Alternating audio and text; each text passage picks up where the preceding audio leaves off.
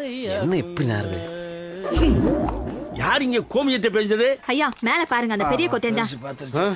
நான் தான் தெய்வமே. டேய், ஒரு செங்கலையே வேஸ்ட் பண்ணிட்டியடா. தெய்வமே, நீங்க செங்கக்கல்லு வேஸ்ட் ஆகிறத பத்தி பேசுறீங்க. நல்லா யோசிச்சு பாருங்க. நான் ஒண்ணுக்கு அடிக்கிறதுக்கு 1 கிலோமீட்டர் தாண்டி போயிருந்தேன்னா திரும்பி வர்றதுக்கு 1/2 மணி நேரம் ஆயிருக்கும். நான் 1/2 மணி நேரத்துக்குள்ள 2 வருஷம் ஏத்திருப்பில்ல. முன்னோர்கள் சொன்ன பிரகாரம் தான் என்ன நடந்து. முன்னோர்கள் என்னடா சொன்னாங்க? கொத்தன் கோமியம் கோபுரத்துல. அறிவில்லாம பேசாதடா. ஐயா, அறிவில்லாம பேசலையா, அறிவியல் பேசுறேன். அறிவியலா? தெய்வமே, நாட்டுல இவ்வளவு பெரிய கோபுரங்கள் இருக்குல்ல, அந்த காலத்துல ஒரு கொத்தனார் கோபுரத்துல வேலை செய்யறதுக்காக காலையில மேலே ஏறி இருக்கான், சாயந்தரம் தான் கீழே இறங்கி இருக்கான். ஆனா சராசரி மனிதனுக்கு ஒரு நாளைக்கு 4 முறை ஒண்ணுக்கு வரும். அப்படி ஒண்ணுக்கு வர்ற பொழுதெல்லாம் அவன் கீழே இறங்கி இறங்கி இறங்கி இறங்கி ஏறி இருந்தானா இவ்வளவு கோபுரங்கள் வந்திருக்குமா?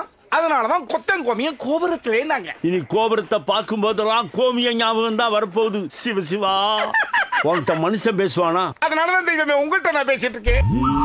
தெய்வம் சாபம் கொடுக்கும் போய் வேலையை பாரு போ. சரிங்க.